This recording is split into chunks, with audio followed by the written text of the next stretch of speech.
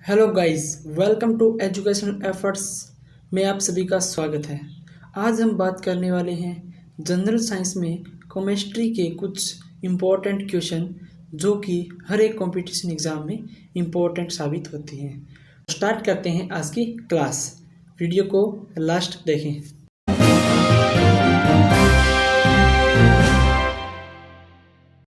Welcome back to friends, educational efforts में आप सभी का स्वागत है। तो स्टार्ट करते हैं आज की क्लास।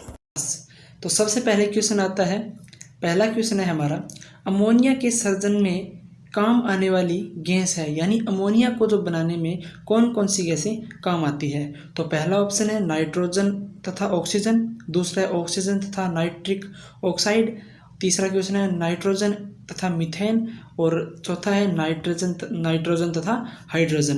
तो हमारा राइट आंसर है वो है नाइट्रोजन तथा हाइड्रोजन। देखो अमोनिया का सूत्र क्या होता है, अमोनिया का सूत्र होता है NH3, यानी एक तो नाइट्रोजन काम आने वाली है, एक हाइड्रोजन। तो हमें सूत्र से पता चल रहा है कि इसका जो काम इसमें कौन कौन से गैसें काम आने वाली है, एक नाइट्रोजन और एक हाइड्रोजन। तो इसका राइट आंसर है नाइट्रोजन तथा हाइड्रोजन, ऑप्शन नंबर डी इसका राइट आंसर है। तो इसके कुछ देखिए, तो इसको किस प्रकार इसका निर्माण होता है। तो अगर क्वेश्चन आए कि अमोनिया का औद्योगिक पैमाने पर उत्पादन कैसे होता है, तो इसका आंसर आएगा हेबर विधि के द्वारा इसका उत्पादन होता है। हेबर विधि के द्वारा इसका उत्पादन किया जाता है। तो इसका यूजेस की बात करते हैं, इसका उपयोग किस में किया जाता है। तो अमोनिया का उपयोग रेफ्रिजरेटर और यूरिया के निर्माण में किया जाता है। तो यूरिया हम खेतों के अंदर यूज़ करते हैं, और रेफ्रिजरेटर में भी, फ्रिजों के अंदर भी इसका यूज़ किया जाता है। तो ये इसके कुछ एडिशनल क्वेश्चन हैं जो कि बहुत ही इंपॉर्टेंट है, क्वेश्चन के साथ साथ में काम आ जाते हैं। तो इसके बारे में आगे पढ़ देते हैं। देखिए, ऑक्सीजन की खोज जे प्रिस्टले द्वारा की गई थी। यह रंगहीन, गंधहीन तथा वायु में बहुत कुछ भारी गैस है। यह ऑक्सीजन, यानी ये ऑक्सीजन की बात कर रहा है। ऑक्सीजन की खोज किसने की थी, जे प्रिस्टले के द्वारा की गई थी। यह रंगहीन, गंधहीन वायु से कुछ भारी गैस है। ये सब या नहीं जलती, लेकिन जलाने में आवश्यक है। ये ऑक्सीजन है, ये खुद नहीं जलती, पर ये जलने में सहायक होती है। इसे प्राणवायु भी कहा जाता है। ओजोन परत का फॉर्मूला क्या होता है, O3 होता है। ओजोन का ऑक्सीजन का ही अपरूप होती है, जो सूर्य से आने वाली पराबैंगनी किरणों को पृथ्वी की सतह से आने से रोकती है। समुद्र तल से 25.30 किलोमीटर की ऊंचाई पर ओजोन परत की सांद्रता अधिकतम होती है। यानी हम मान सकते हैं कि ओजोन परत कहाँ पर स्थित होती है, समुद्र तल से 2530 किलोमीटर ऊपर स्थित होती है। इसका उपयोग अधिकतम कृत्रिम रेशे बनाने में, कीटाणुनाशक के रूप में, खाद्य पदार्थों को सड़ने से बचाने के लिए विशेष तौर से होता है। अब बात करते हैं इसमें हाइड्रोजन की। देखो, हम जिससे कि ऑक्सीजन और जैसे अमोनिया की बात कर रहे थे, तो अमोनिया से जो रिलेटेड गैसें हैं, हम उन सभी के बारे में थोड़ा थोड़ा बात करते हैं। तो सबसे पहले हमने नाइट्रोजन, हाइड्रोजन के बारे में बात कर ली कि वो और अमोनिया किससे प्राप्त होती है, हेबर विधि से प्राप्त की जाती है। इसका उपयोग क्या होता है, रेफ्रिजरेटर और यूरिया में प्रयोग किया जाता है। उसके बाद हमने ऑक्सीजन की बात की। इसकी खोज किसने की थी, जे प्रिस्टले ने की थी। और ये गंधहीन और रंगहीन गैस है, और ये सविया नहीं जलती, बल्कि जल की जलाने में सहायक होती है, और ये प्राणवायु भी कहते हैं इसको। अब बात करते हैं इसमें ऑक्सीजन, क्योंकि ऑक्सीजन का अपरूप है ओजोन, तो हम इसकी ओजोन की बात कर लेते हैं। ओजोन है वो सूर्य से आने वाली पराबैंगनी किरणों को पृथ्वी से आने से रोकती है, और ये 2530 किलोमीटर समुद्र तल से ऊंचाई पर स्थित होती है। और इसका जो मुख्य रूप से उपयोग होता है वो कृत्रिम रेशे बनाने में, कीटाणुनाशक के रूप में, और खाद्य पदार्थ को सड़ने से बचाने के लिए होता है।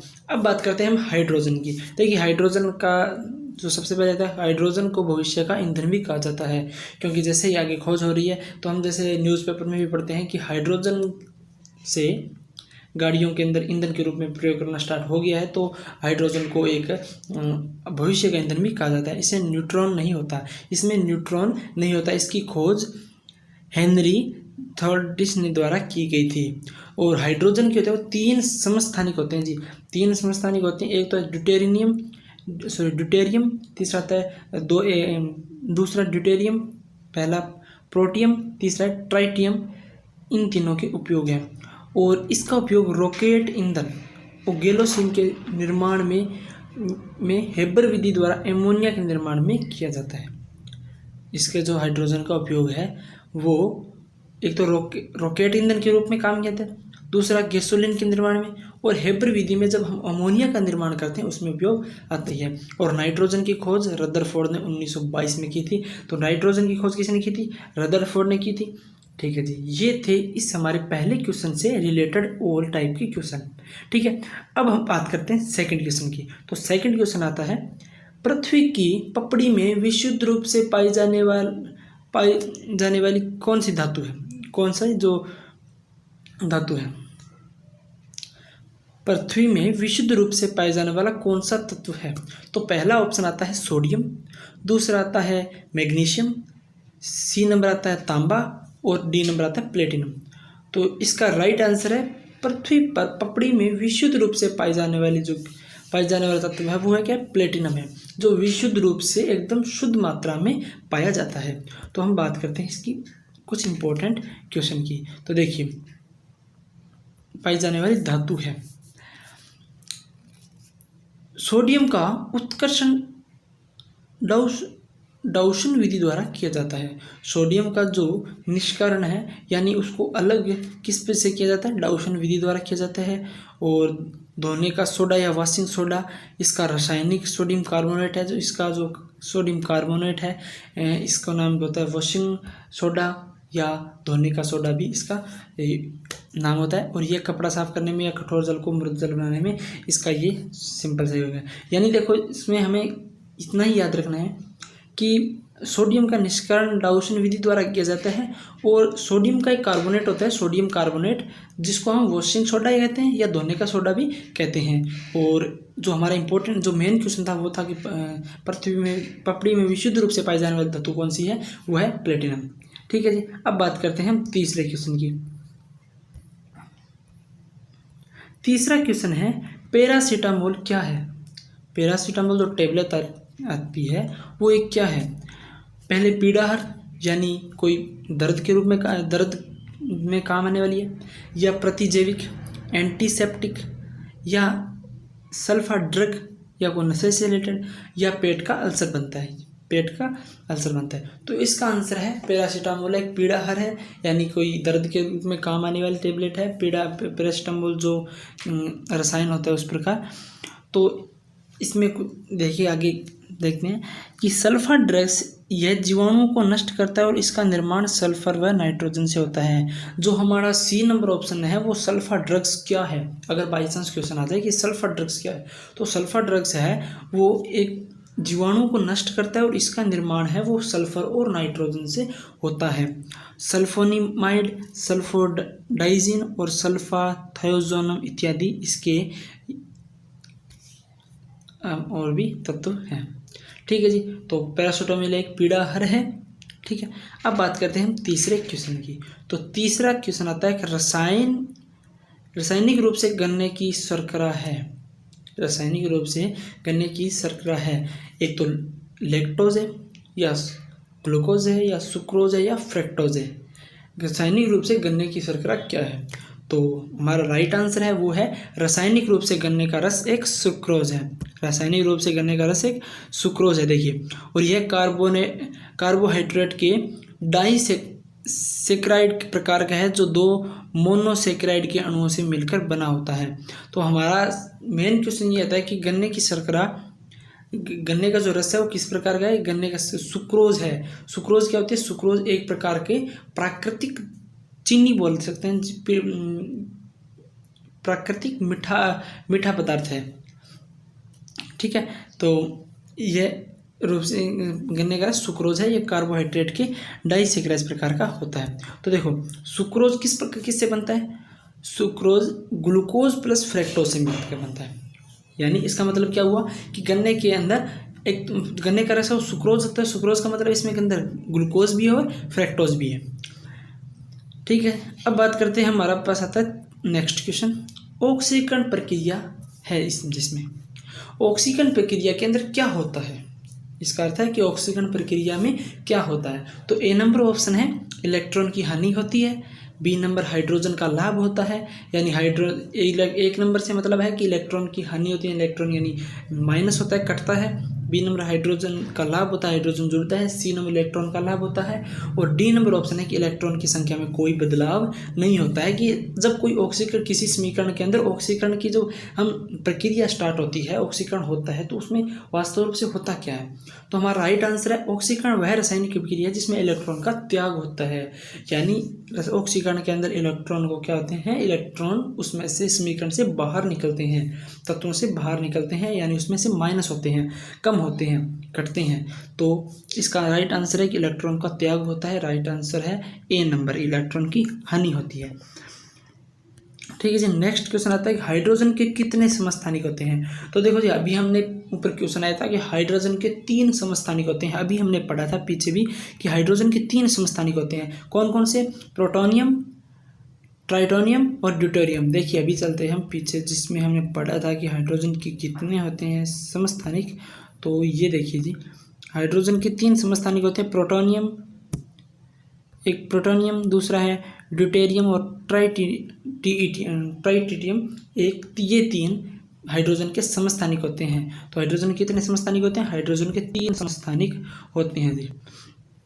ठीक है जी, हाइड्रोजन के 3 समस्थानिक होते हैं। हाइड्रोजन का समस्थानिक प्रोटियम, इसमें न्यूट्रॉन नहीं होता। तो जो प्रोटियम है इसमें के अंदर क्या होता, नहीं होता, न्यूट्रॉन नहीं होता। ड्यूटेरियम हाइड्रोजन का वह समस्थानिक है जो भारी जल का निर्माण करता है। ड्यूटेरियम हाइड्रोजन का वह समस्थानिक है जो भारी जल का निर्माण करता है। और भारी जल का सूत्र है वो ध्यान रख लेना। जैसे अगर बोले कि जल का सूत्र क्या होता है, तो जल का सूत्र होता है H2O। जल का सूत्र क्या होता है? H2O होता है। और अगर बोले भारी जल का सूत्र क्या होता है, तो भारी जल का सूत्र क्या होता है? D2O। और सामान्य जल का H2O। तो भारी जल का होता है D2O। और D2O को क्या करते हैं कि किसी नाभिकीय भट्टी या नाभिकीय रिएक्टर में हम एक मंदक के रूप में इसका प्रयोग किया जाता है, जिसमें आगे लिखा भी है कि इसका परमाणु भार कितना होता है। इसका परमाणु भार होता है वो 20 होता है। और इसका उपयोग है वो परमाणु रिएक्टर में, परमाणु संयंत्र में मंदक के रूप में, यानी किसी अभिक्रिया को कम करने में, उसकी गति को कम करने के लिए मंदन करने में इसका उपयोग किया जाता है। यह न्यूट्रॉन की गति को कम करता है। ठीक है जी, तो हमने पहला प्रोटोनियम में क्या होता है, प्रोटॉन नहीं होते हैं। और दूसरा था ड्यूटेरियम। ड्यूटेरियम में क्या नहीं होता, ड्यूटेरियम में इसका उपयोग होता है वो भारी जल के रूप में होता है, जो कि नाभिकीय रिएक्टरों में मंदक के रूप में उपयोग किया जाता है। तीसरा इसका समस्थानिक आता है वो ट्राइटियम, जो रेडियो सक्रिय तत्व है, जो हाइड्रोजन का समस्थानिक है। रेडियो सक्रिय तत्व है जो हाइड्रोजन का समस्थानिक है। ठीक है जी, अब चलते हैं नेक्स्ट क्वेश्चन में। आता है श्वसन के लिए समुद्री गोताखोर निम्नलिखित मिश्रण का उपयोग करते हैं। यानी श्वसन के लिए जो समुद्री गोताखोर है वो किस प्रकार की गैसों के मिश्रण का उपयोग करते हैं? तो पहला ऑप्शन आता है कि ऑक्सीजन तथा कार्बन डाइऑक्साइड, बी नंबर आता है हाइड्रोजन तथा ऑक्सीजन, सी नंबर आता है ऑक्सीजन तथा नाइट्रोजन, डी नंबर आता है ऑक्सीजन तथा हीलियम। तो हमारा राइट आंसर है ऑक्सीजन तथा हीलियम गैस का मिश्रित वायु का उपयोग करते हैं। तो हमने ये जब 8th क्लास में भी इसके बारे में पढ़ लिया था कि गोताखोर किस प्रकार की गैसों का उपयोग करते हैं, ऑक्सीजन तथा हीलियम की गैसों का, ऑक्सीजन तथा हीलियम गैस का मिश्रण का उपयोग करते हैं। ठीक है जी, अब आते हैं नेक्स्ट क्वेश्चन पर। नेक्स्ट क्वेश्चन आता है अपमार्जक द्वारा कठोर गैस के साथ झाग उत्पन्न करने का क्या कारण है? अब हमने पढ़ा भी होगा, अगर नहीं पढ़ा है तो बता भी देते हैं कि साबुन होती है वो कठोर जल में झाग नहीं बनाती, उत्पन्न नहीं करती है। तो कठोर जल में जब कपड़े साफ करने के लिए किसका उपयोग करते हैं? अपमार्जक का, यानी सर्फ का यूज़ करते हैं। तो अब साबुन इसके अंदर झाग उत्पन्न नहीं करती, क्यों नहीं उत्पन्न करती हुई? इसमें कोई केमिकल अलग होगा। अब अपमार्जक में क्या, अपमार्जक कठोर जल में उत्पन्न करता है, इसके अंदर यानी कुछ अलग है ना साबुन से। तो अभी हम बात कर रहे हैं कि अपमार्जक द्वारा कठोर जल में उत्पन्न करने का क्या कारण है, इसमें कौन सा अलग एक पदार्थ है कि जिसके कारण वो कठोर जल में झाग उत्पन्न करता है। तो हमारे पास पहला ऑप्शन है कि वे कठोर जल में घुलनशील होते हैं, वे कठोर जल में घुलनशील होते हैं। 2 नंबर आता है वे रंगहीन पदार्थ होते हैं। 3 नंबर आता है सल्फोनिक अम्ल के कैल्शियम और मैग्नीशियम लवण में घुलनशील होते हैं, वे कठोर जल के साथ कार्बोहाइड्रेट बनाते हैं। देखो, तो इसका राइट आंसर सिंपल सा पता ही लग रहा है कि इसका राइट आंसर को सी, क्योंकि कठोर जल के अंदर कौन कौन से लवण होते हैं? कठोर जल के अंदर कैल्शियम और मैग्नीशियम के लवण होते हैं, जिस कारण वो साबुन से झाग उत्पन्न नहीं होते हैं। पर जो अपमार्जक में जो सल्फोनिक अम्ल होते हैं ना, वो इस कैल्शियम और मैग्नीशियम के लवण जल में घुलनशील होते हैं, उनके साथ घुल जाते हैं, इसके कारण वो क्या करते हैं, झाग उत्पन्न करते हैं। तो देखो सी नंबर, अपमार्जक कठोर जल के साथ जल उत्पन्न करता है क्योंकि इसके सल्फोनिक अम्ल कैल्शियम और मैग्नीशियम लवण जल में घुलनशील होते हैं। जो सल्फोनिक अम्ल के कैल्शियम और मैग्नीशियम लवण होते हैं वो जल में घुलनशील होते हैं, तो इस कारण जो कठोर जल में उपस्थित कैल्शियम और मैग्नीशियम लवण है उनको वो अवक्षेप कर देते हैं, यानी उनकी जो एनर्जी है उसको वो डीएक्टिवेट कर देते हैं, इस कारण उनमें झाग उत्पन्न हो जाते हैं। जो कैल्शियम और मैग्नीशियम के जो लवण कठोर जल के अंदर खुद के होते हैं ना, उनको वो डीएक्टिवेट कर देते हैं, इसका कारण वो झाग उत्पन्न कर देते हैं। ठीक है, ये थे कुछ केमिस्ट्री के इंपॉर्टेंट क्वेश्चन। तो फ्रेंड्स कैसे लगे ये क्वेश्चन, और अगर आपको किसी प्रकार का डाउट है तो हमें कमेंट बॉक्स में लिखें, और ऐसे लेटेस्ट और बहुत ही अच्छे क्वेश्चन लेके आएंगे आपके लिए। तो कैसे लगी क्लास, लाइक करें और ज़्यादा से ज़्यादा अपने फ्रेंड्स में इसको शेयर करें, और हमारे चैनल को सब्सक्राइब करें। ऐसे लेटेस्ट जॉब, स्कूल और कॉलेज से रिलेटेड जानकारी के लिए, और केमिस्ट्री और जनरल साइंस और करंट राजस्थान जीके के लिए यहाँ पर डेली क्लास अपलोड की जाती है। तो ऐसी क्लास अगर आप कंपटीशन की तैयारी कर रहे हैं तो हमारे चैनल को सब्सक्राइब कर लें और ज़्यादा से ज़्यादा सपोर्ट करें। जय हिंद, जय भारत।